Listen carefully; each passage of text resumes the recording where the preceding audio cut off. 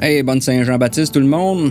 On est le 24 juin aujourd'hui. Hier, ici au Québec, il a fait pas mal de pluie tellement qu'il y a bien des choses qui ont été annulées. Je pense que notre Jean-Baptiste, notre verso ici, nous a trop versé d'eau sur la tête. Là, nous a trop baptisé hier. Ben, j'aimerais ça faire un complément d'information sur Jean-Baptiste, bien comprendre notre Jean-Baptiste, d'où ça vient, toute la symbolique, puis à quoi c'est relié, d'où c'est que ça vient dans le temps, puis dans la mythologie, pour comprendre un peu plus. Si vous n'avez pas vu mes autres vidéos, déjà, j'en ai fait 2 sur Jean-Baptiste l'année passée, à pareille date, puis j'en ai un autre, j'en ai fait 2. Allez voir ça pour comprendre, parce que sinon, il y a plus d'informations là. Je vais juste. Puis il y a trop d'informations. Le plus que je fais des recherches, maintenant, on ne sait plus quoi enlever. Il y a trop d'affaires. Comme quand tu rouvres une canne de verre, tu trouves tellement d'affaires que c'est dur de rapetisser, de mettre le minimum. Fait que Jean-Baptiste, hein, qu'est-ce qu'on a comme symbolique? Ben, pour comprendre notre Jean-Baptiste, il va falloir juste se revenir sur des détails. Je vais revenir là-dessus. On va avoir besoin de comprendre bien le Verseau, le Capricorne, puis le Cancer, les étoiles qu'il y a là-dedans, pour comprendre c'est quoi qui se passe. Le Verseau, hein, toute la symbolique d'hiver, je vais aller vite parce que là, on n'aura pas le temps. C'est un signe fixe d'air. C'est dominé par Saturne, puis Uranus, plus moderne. C'est la maison du je sais, hein, c'est la maison des amis, collaboration, des aspirations, rébellion. Les mollets dans le corps, c'est les mollets, les chevilles. C'est le système circulatoire, dans le fond, hein, comme le sel est relié au Verseau. C'est ce qui transporte l'eau. Le Verseau, c'est l'homme à la jarre d'eau, il transporte l'eau. Fait que le sel dans ton corps transporte l'eau, fait la rétention d'eau. Le Verseau, l'opposé, c'est le lion. C'est pour ça Daniel dans la fosse au lion. C'est le fils de l'homme dans la fosse au lion. Les mots-clés: hiver, les saisons des pluies, fils de l'homme, veut dire Verseau. Chérubin homme dans les quatre créatures vivantes, là, les 4 anges, là, les 4 de Dieu, là, les 4 faces. Il y a une face d'homme, mais la face d'homme, c'est le signe fixe du Verseau. C'est l'imagination, c'est Pégase aussi, parce que c'est une constellation.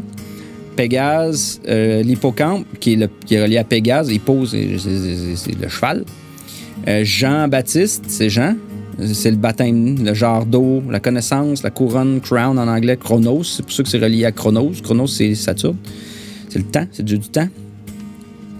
Les nuages, la pluie, hein, les cours d'eau, les sources d'eau, les fontaines, les pluies, les rivières, les étangs, l'eau douce, le cygne. Fait que c'est ça le Verseau. On a le Verseau, on a Pégase, on a Cygnus. Cygnus qui est l'Esprit Saint. Parce que c'est le signe d'air, le Verseau. Puis on l'a ici, hein, l'Esprit Saint. On l'a vu. Hein? C'est Cygnus, la constellation Cygnus, ici en haut, qui est près du pôle Nord, en haut. Hein?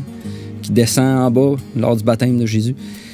Dans le tarot, c'est l'étoile, c'est le signe du Fils de l'homme venir avec les nuages du ciel, la puissance et grande gloire. C'est exactement l'ère du Verseau qu'on parle. Dans le Capricorne, son signe conjoint, les mots-clés, c'est un signe de terre.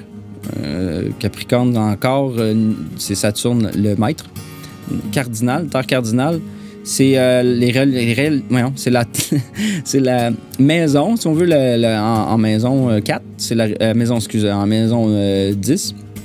C'est la réalisation publique, réputation, carrière, structure, expérience, discipline, ambition, je construis, communauté, société, genoux, système squelettique. Parce que c'est rapport à la structure des choses, c'est les structures.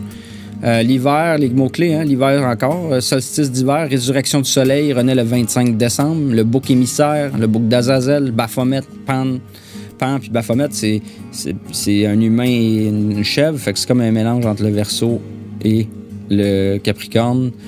Les montagnes, collines, chef de montagne, les antilopes, les cervidés, le diable, la tête de bouc, comme dans le tarot. Satan, qui est Saturne, hein. Fertilité, genre mortalité, résurrection, Vautour. Les constellations du Capricorne, Sagittaire, Aquila, Delphinus, puis le Phénix, hein, qui renaît de ses cendres. Ben oui, il renaît de nouveau de ses cendres. Le Capricorne, c'est toujours lui qui renaît de nouveau à résurrection. Tu sais. Ça vient de la constellation du Phénix. Cancer, ben, c'est le mot-clé, c'est je me sens, c'est tout ce qui a rapport aussi à la Lune. C'est un signe d'eau cardinal. D'eau, parce que l'eau vient du Cancer. L'argent, la Lune qui est reliée à l'argent. La Lune qui qui est une barque aussi pour les Égyptiens, qui est le scarabée. On va voir ici, là. C'est la maison de la famille, c'est la maison 4, puis c'est la maison de la famille mère. Le chest aussi dans le corps, c'est la poitrine. C'est carrément le crabe, notre cage thoracique, là, ça ressemble à un crabe.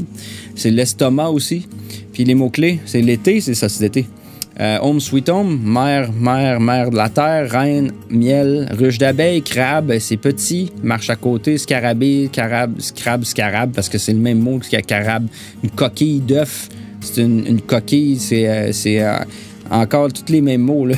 Nourrir, prendre soin, embarcation, bateau, navire, Argo Navis, qui est une des constellations, qui est l'arche de Noé, le chariot, l'âne, non l'ânesse, parce que il y a ce qu'on appelle les deux ânes, hein, la Cellus Borealis et Australis, qui sont 2 étoiles du Cancer.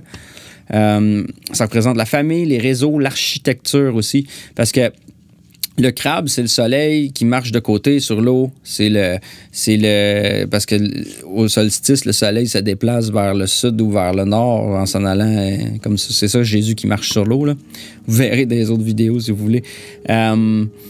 Donc, c'est ça. Puis il y a une des choses importantes qu'il y a dans le Cancer, c'est la Beehive Cluster, qui est la ruche. C'est un amas d'étoiles M44, qui est aussi la mangeoire aussi. Dans certaines traditions, on appelle ça la mangeoire dans laquelle Jésus est né. Puis c'est aussi la ruche. Une ruche, ben c'est pour ça le réseau, c'est un genre de réseau, c'est une architecture géométrique. La famille, parce que il y a une reine qui est la mère, puis il y a tous les petits. Le crabe, c'est la même chose, il y a une mère, puis il y a tous ces petits qui la suivent. On pourrait même mettre les fourmis, une reine. Le principe du Cancer, c'est la famille, puis un enclos aussi, parce que la grande ours aussi qui est là-dedans. La grande ours, la petite ours, c'est des constellations du Cancer. Puis anciennement, dans l'ancien zodiaque du Mazzaroth, c'était un enclos, le grand puis le petit enclos. C'était les 2 ours polaires. La grande ours, le grand enclos, le petit ours, le petit enclos. Les enclos, ben c'est comme encore, c'est comme une coquille d'œuf, encore une coquille. C'est pour ça, là, la lune, c'est comme une coquille, c'est comme le reflet, c'est ce qui reflète le soleil. C'est la barque qui flotte sur l'eau. Donc, ça nous amène à Janus. Pourquoi Janus? Les Romains ont décidé de mettre l'année le 1er janvier en l'honneur de Janus. Janus, qui est le nom de Jean-Baptiste, hein, on va le voir là. Janus est le dieu romain des commencements et des fins, choix le passage des portes.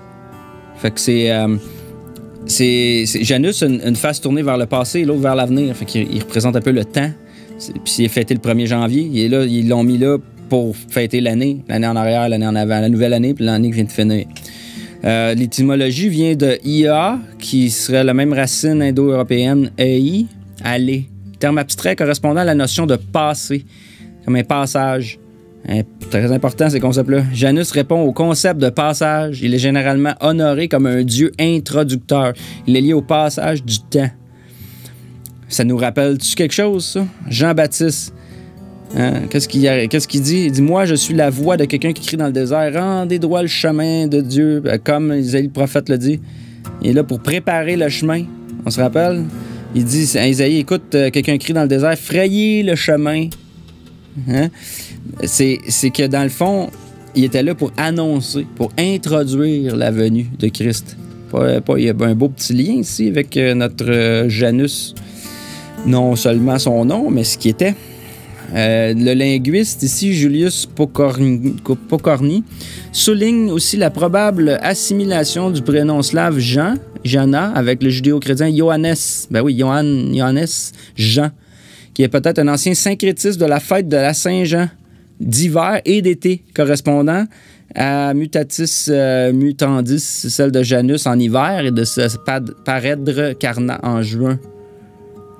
Janus serait à ce titre un dieu abstrait du temps, équivalent théologico-mythologique du Chronos grec. Ben oui, Saturne. Et c'est sûr, Janus, il est fêté ici, dans le Capricorne, dans l'ère de Saturne. Ici, c'est les 2 signes de Saturne.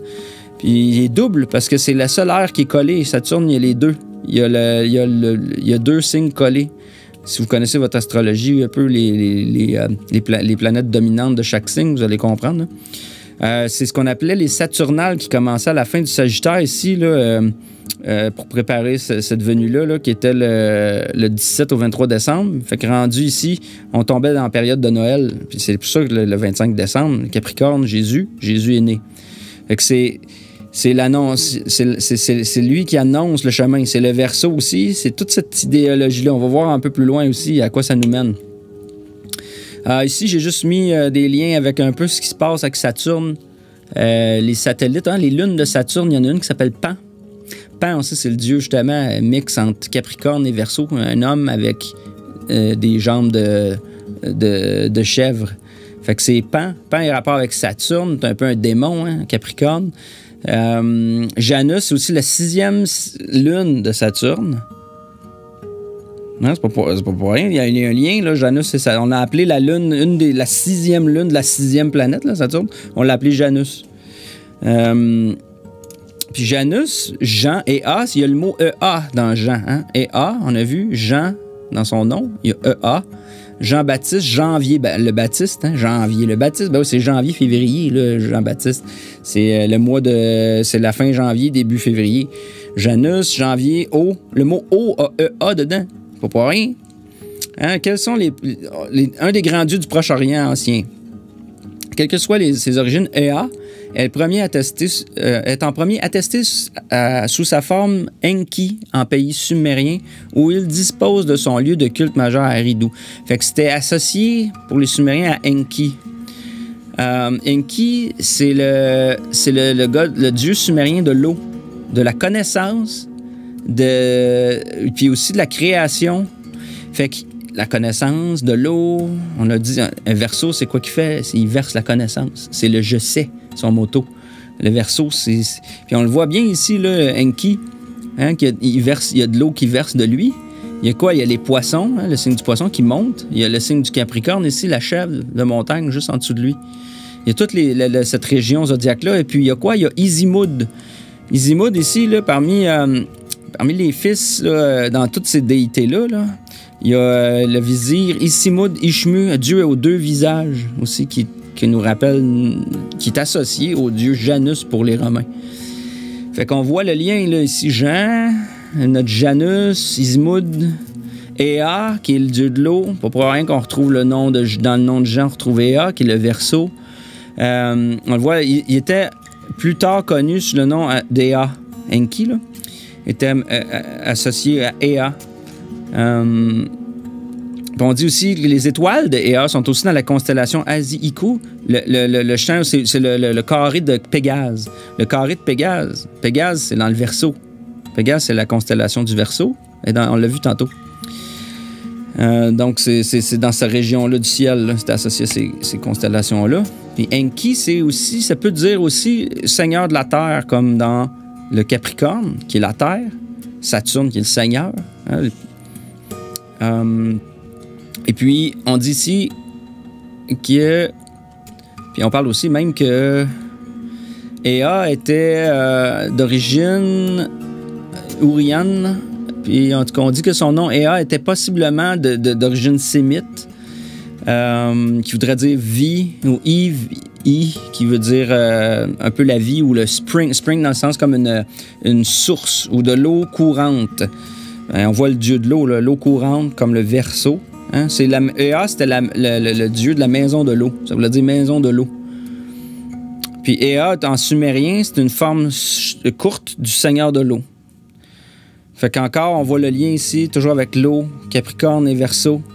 Capricorne, on parle du sea goat aussi, hein, comme on le dépeint souvent. Dans le fond, c'est une chèvre avec une queue de poisson. Pourquoi qu'elle a ça? C'est que dans le fond, ça représente les 2 signes opposés, hein, du Cancer et du Capricorne. Parce que, dans le fond, le Capricorne a la tête ou le corps d'une chèvre, puis la queue du Cancer, son opposé, qui est l'eau. Comme l'eau des poissons, fait qu'il y a une queue de poisson. Donc, c'est pour ça que, d'un côté, sa queue, c'est un poisson, de l'autre côté, c'est une chèvre. Puis, ça représente cet axe-là entre l'architecture, la mer, l'œuf, puis le petit qui est dedans, l'œuf. Hein, la terre, le diamant à l'intérieur. Le nouveau-né, le Capricorne, le petit scapegoat qui est mis au monde, qui renaît de nouveau. Fait qu'on a cette espèce d'histoire-là qui est racontée là-dedans. Puis en Égypte, on va faire un autre lien avec un autre dieu égyptien qui va nous faire comprendre un certain lien, c'est qu'il était associé à Ptah. Puis Ptah, c'était le dieu patron dans le fond, des menuisiers et des architectes. Hein? On a vu l'architecture, c'est relié à Cancer. C'est pour ça que Saint Thomas, la Saint Thomas, aujourd'hui, est fêtée le 3 juillet dans le Cancer. La Saint Thomas, le mot Thomas vient de Tammuz ou de Didymus. Didymus, ce qui est dit dans la Bible, hein, Thomas était le jumeau. Donc on appelait le jumeau. Le mot grec, c'est Didymus. Didymus, ça vient de Tammuz. Puis le mot Tammuz, c'est le dieu Tammuz, le solstice d'été, mais c'est aussi ce que les Juifs appelaient le mois de juillet, le fin juin, début juillet. Le mois de Tammuz, c'est le mois du Cancer. C'est le haut de l'arche, c'est le solstice. C'est le solstice d'été. C'est pour ça que on appelle la Saint-Thomas la fête du patron des architectes le 3 juillet maintenant. Le 3 juillet, qui est ici, qui est l'opposé du 1er janvier, Capricorne, notre Janus. Fait que d'un côté, on a son jumeau de l'autre côté. C'est toujours référence aux jumeaux, c'est-à-dire aux deux côtés d'un signe. Le signe, on a le Capricorne à 180 degrés, on a le Cancer, Tammuz, Didymus, qu'on fête, le patron des architectes. D'ailleurs, l'Église catholique a changé la date en 69. Ils ont déplacé la Saint-Thomas au 3 juillet, au lieu de la garder le 21 décembre, comme avant. Avant, on la fêtait dans le Capricorne. Puis là, on a mis Tammuz dans le Cancer. On l'a mis à son opposé. On le fête ici. Puis on l'appelle le saint patron des architectes, Thomas, la Saint Thomas. C'est pour ça que c'est un jumeau. Là. Il y a toujours l'espèce de dualité entre les deux. Donc, avec ça en tête, on revient à notre Jean-Baptiste. Là, maintenant qu'on sait ça, quand on regarde notre Jean, qui est le Verseau, hein, qui verse l'eau, à l'endroit de la croisée des chemins. On sait que c'est relié à notre Enki ou notre Ea, hein, notre dieu verseur d'eau. Il y a toutes les mêmes constellations, là. Hein? Il verse l'eau, les poissons. Hein? Sur le scapegoat, Jésus, hein? Qui est le Capricorne. Et Cygnus, hein, l'oiseau qui vient d'en haut, l'Esprit Saint, qui est la constellation Cygnus dans le Verseau. Jean-Baptiste, le porteur d'eau, janvier le Baptiste, janvier à février, Jean et A. Hein? Le Verseau, c'est les courants, les rivières, les criques, les flots, les rails, les tracts. Dans le sens que, aussi, le Verseau ne représente pas seulement l'eau. C'est pour ça que c'est mêlant, c'est un signe d'air. Puis les gens l'associent à l'eau. Oui, il est associé à l'eau, mais plus associé au mouvement de l'eau. Au mouvement. Ça peut être des tracts, comme exemple, des rails de train. C'est le Verseau, parce que les rails, c'est ce qui dirige, c'est le mouvement. C'est ce qui permet le mouvement. Comme le système circulatoire dans le corps humain, puis le sel. C'est aussi la pluie, hein, la pluie qui est versée des nuages, les nuages, hein, la pluie, le Verseau. Donc, tout ça, on le voit, là. Hein, il baptisait dans l'eau. Il baptisait dans l'eau, Jean. Jean, il baptisait la terre dans l'eau. Il baptisait la terre du Capricorne dans l'eau. Puis Jésus, lui, il dit, je baptise avec l'esprit et le feu. Fait que lui, il baptisait dans l'air et le feu. L'esprit et le feu. Les deux autres éléments d'en haut.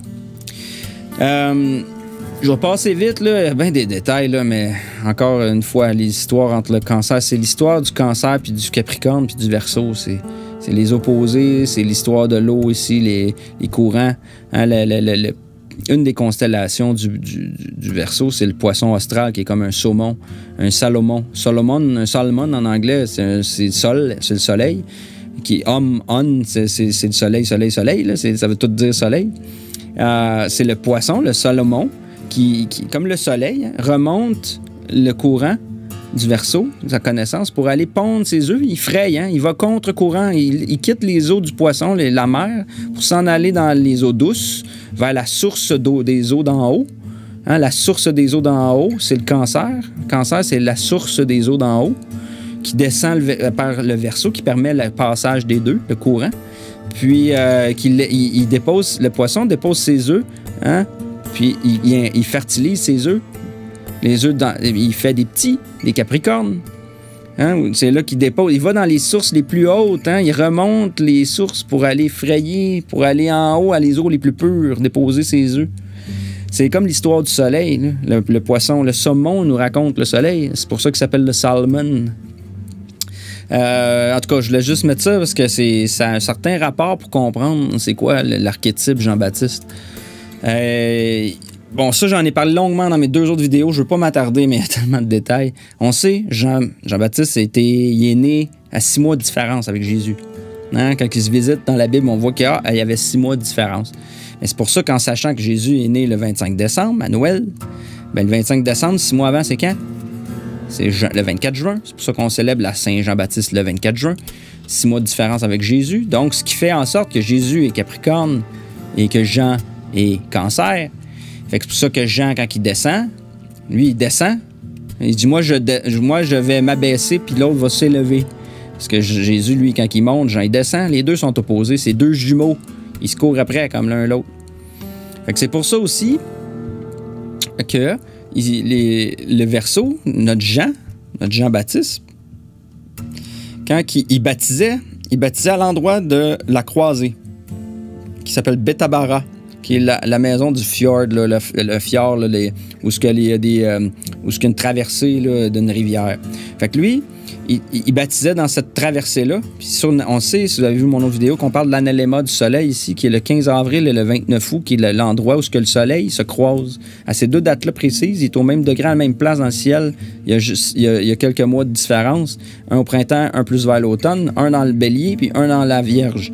Et ça, c'est représenté, c'est pour ça que Jean-Baptiste se fait couper la tête le 29 août. C'est pour ça que l'Église catholique a mis la fête du 29 août, la décollation de Jean-Baptiste, parce qu'il croise l'analéma. Et ça, c'est ce qu'on appelle la tête de Jean-Baptiste. Il se fait couper la tête, le haut, l'arche. Parce que l'arche, c'est le cancer, l'arche royale. L'arche royale en franc-maçonnerie, c'est les mois d'été. C'est le haut de l'arche, c'est le solstice d'été. C'est le cancer, c'est l'arche, c'est le crabe. L'arche, c'est le crabe. Là, c'est dit, là. Fait que quand on y coupe la tête, on la donne à la Vierge. C'est pour ça qu'on donne la tête à Salomé, la Vierge. On donne la tête, le bélier. Parce que la tête représente le bélier. Dans notre homme zodiaque, si vous vous rappelez votre homme zodiaque, vous savez que la partie de la tête, c'est le bélier. Puis on coupe la tête, on la donne à la Vierge. Ouais, ça représente cette époque-là. Ça représente aussi le 15 avril, c'est le baptême de Jésus. C'est là que Jean baptise Jésus, puis qu'il dit l'agneau de Dieu, qui enlève le péché du monde, qui enlève l'hiver du monde. Ben oui, parce qu'il sort de l'hiver, Jésus, il arrive ici, puis là, on arrive au printemps, puis c'est le signe du bélier, l'agneau, puis on le sacrifie. Mais là, lui, il baptise, il monte le chemin, il prépare le chemin, il dit, s'en vient l'agneau de Dieu pour libérer le monde, il s'en va en été. C'est pour ça aussi que le signe du Fils de l'homme, juste un petit détail, en parallèle, une note, c'est que le signe du Fils de l'homme vient avec les nuages, de puissance et grande gloire. On se rappelle les signes des derniers jours, là, quand les apôtres demandent à Jésus, à Matthieu 24 ou en Marc 13, là, il dit les jours vont être écourtés. Hein? Parce que si les jours n'étaient pas écourtés, nul chair ne serait sauvé. Hein? Ben, les jours du Verseau sont écourtés. Ils ont coupé la tête. Le Fils de l'homme s'est fait couper la tête parce que le mois de février, il y a 28 jours. Il s'est fait couper la tête. Le mois de 28 jours, il est écourté. On y a enlevé des jours au février. On y a enlevé la tête. C'est pour ça que le mois de février, il y a 28 jours. Fait que ça fait référence que dans le fond, il y a comme une genre de durée différente ici, là. En tout cas, je veux juste vous lancer ça, on en reparlera. Donc, l'archétype que Jean, dans son archétype cancer, dans son signe de naissance, représente le solstice d'été, ou Tammuz, hein, le mois de juin, le jumeau de Jésus, le Tammuz, le Thomas, le patron des architectes. Il se fait couper la tête. Bien, la tête de Jean, on a dit que c'était le haut de l'analéma. Regardez toutes les œuvres, l'art, toute l'iconographie qu'on fait quand on décide de décrire la décollation de la tête de Jean-Baptiste. Il y a toujours une référence à une arche en haut de sa tête. Toujours une arche, dans une arche, dans une arche. Il y a comme un fractal d'arches.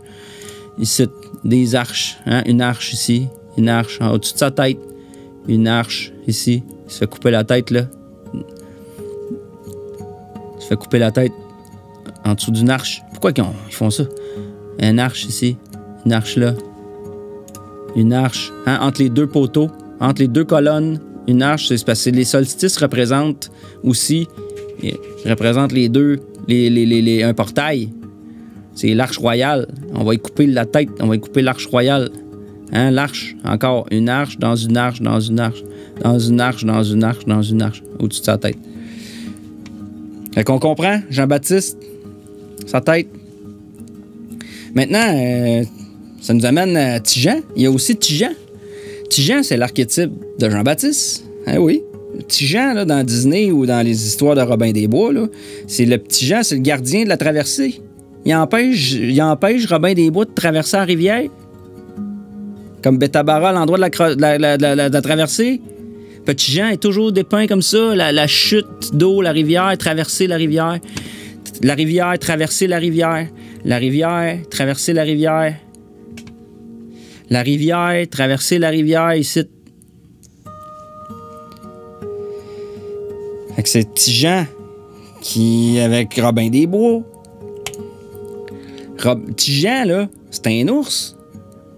Un ours, c'est Tijan, c'est Jean-Baptiste. Eh oui, l'ours se réveille d'hibernation vers le 2 février, dans le signe du Verseau. C'est pour ça qu'on utilise l'ours pour Tijan. Parce qu'il s'appelle Tijan, pour faire référence à Jean-Baptiste. Il est un ours parce que, dans le Cancer, il y a la constellation de la Grande Ourse. Hein? La Grande Enclos. Dans l'ancien zodiaque, c'était un grand enclos pour les troupeaux, la famille. Fait que il représente l'ours, le grand ours, la grande ours. Dans le Cancer. Pas pour rien qu'on lui a mis une face d'ours.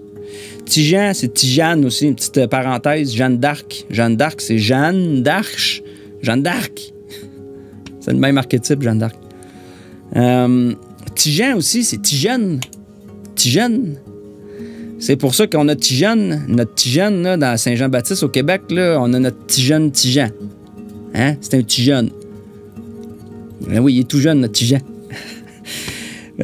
Jeune, c'est le même mot que Jean, là. Il est jeune. Ça représente le jeune, le petit jeune. Il est tout le temps bouclé, les cheveux bouclés, les cheveux bouclés, les cheveux bouclés comme un agneau, hein, comme un mouton, comme un mouton. Hein, oui, c'est l'agneau de Dieu qui enlève l'hiver du monde. Hein? Le petit Jean, pourquoi qu'ici il a les cheveux roux? Il savait très bien ce qu'il faisait, lui, qui a dessiné ça. Il a peint ça parce qu'il savait que les bouclés, la laine des moutons, ils représentent l'idée du baptême de Jésus, dans la tête aussi, hein, dans le bélier. Bélier, c'est Mars. Mars, c'est le feu. Feu, c'est rouge. Le feu du bélier. C'est pour ça les cheveux roux. La laine rousse, c'est pour la toison d'or aussi. Hein, c'est le bélier. Fait que c'est pour ça qu'aussi, on se retrouve ici au Québec.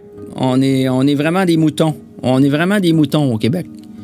Et c'est notre fête nationale. Fait qu'on fête notre national. Nationalement, on est quoi? On est comme des moutons, des petits suiveux moutons. Ça nous va très bien, en tout cas. Puis dans... Je suis désolé, mais c'est vrai. On est vraiment des moutons. Puis ici, là, qu'est-ce qu'il y a de plus sur ce Tijan? Tijan, ben, on a dit que c'était la grande ours. Fait que là, on comprend, là. On parle du ciel. Qu'est-ce qu'il y a dans tout ça, là? On a les ours, qu'est-ce qu'ils aiment? Ils aiment manger du miel. Ben, c'est normal, le grand ours mange du miel. Le miel, il est où dans le zodiaque? Le miel, il est dans le Cancer. Cancer, là, il y a ce qu'on appelle la ruche. Je l'ai dit tantôt. La ruche, c'est la constellation qui est dans la tête du Cancer, ici. Puis, ici, là. C'est le Beehive Cluster. C'est un amas d'étoiles. La M44, la mangeoire aussi, dans laquelle Jésus est né. La famille l'enclos. C'est encore des histoires de famille, ici, là. Fait que c'est le miel. Le miel, c'est le soleil du lion, hein, qui est à côté, qui est récolté dans la ruche du Cancer, mangé par l'ours. Puis qu'est-ce qu'on dit de Jean-Baptiste? Jean-Baptiste, là, il s'habillait, il avait son vêtement en poil de chameau, une ceinture de cuir autour de ses reins. Sa nourriture, en outre, c'était des sauterelles, du miel sauvage. Puis les gens étaient baptisés par lui dans le fleuve du Jourdain. Je vous parle depuis tantôt. C'est ce que je viens de dire. Poil de chameau, d'où c'est que ça vient, ça, ces poils de chameau-là? Ben, figurez-vous que juste à côté de la constellation de la Grande Ourse, on a ce qu'on appelle le Camelopardalis, le chameau léopard, qui est souvent, il va avoir une peau de léopard à la place. Mais c'est un chameau léopard. C'est quand même, ça peut être aussi la girafe, là. C'est un chameau léopard, juste à côté de la Grande Ourse. Fait que c'est son vêtement. La ceinture de cuir, ça serait la ceinture d'Orion, qui serait plus dans Orion, dans le taureau. À côté, ici, juste ici, là. Il y a Orion, ben, plus au sud, il y a Orion. Puis qu'est-ce qu'on aurait aussi? Il mange quoi? Il mange des sauterelles. Les sauterelles, c'est ce qu'on appelle la constellation Lacerta ou la sauterelle. Parce que Lacerta, ça peut être un reptile, un petit reptile ou un petit... ça peut être une blatte aussi. Il y a des fois certains zodiaques qui le mettent comme une blatte ou une sauterelle, justement, ou un petit lézard. Puis ça, c'est la sauterelle, Lacerta, qui est dans le Verseau, à côté de l'Esprit Saint, justement, le Cygnus. Fait qu'il mange ça. Fait que, il mange du miel, le miel du Cancer, hein? Le miel dans la ruche. Il est habillé en chameau. Hein? Puis dans son Verseau, il mange des sauterelles. Fait qu'on a toute notre histoire ici de Jean-Baptiste. Fait que Jean-Baptiste, là, c'est une autre histoire qui a rapport aux étoiles, comme toutes les histoires qui existent. C'est tout le temps dans notre zodiaque. Si on connaît le zodiaque, on peut comprendre toutes les histoires de la Bible, puis toutes les histoires, les anciens mythes, puis de se rendre compte qu'ils parlent des mêmes archétypes. C'est les mêmes histoires déguisées différemment, avec un autre skin, avec un autre peau. On change juste de symbole. On utilise Babel, là, puis on fait juste switcher les symboles, mais dans le fond, on utilise les mêmes bases, puis on met une autre peau. Ben là, on a fait un ours de Petit Jean. Mais c'est toutes les mêmes choses que Jean-Baptiste, c'est les mêmes choses que Ea ou Enki ou que, tu sais, c'est Izimud. Toutes ces affaires-là qui viennent de Sumer. C'est la Babylone la Grande, tu sais. Fait que c'est sûr que tout vient de là. Mais c'est important de comprendre tous nos archétypes. Après ça, quand on les voit dans les histoires, on sait qu'on parle de quoi. C'est pas un hasard pourquoi il y a des fêtes qui sont à tel endroit. C'est pas un hasard pourquoi ils mangeaient des sauterelles et du miel. C'est pas un hasard pourquoi ils s'habillaient, tu sais, en chameau. Fait qu'en tout cas, je vous laisse là-dessus. J'espère que ça vous a instruit, que ça vous donne des outils de plus symboliques pour comprendre vos archétypes. Fait que bonne Saint-Jean, à la prochaine.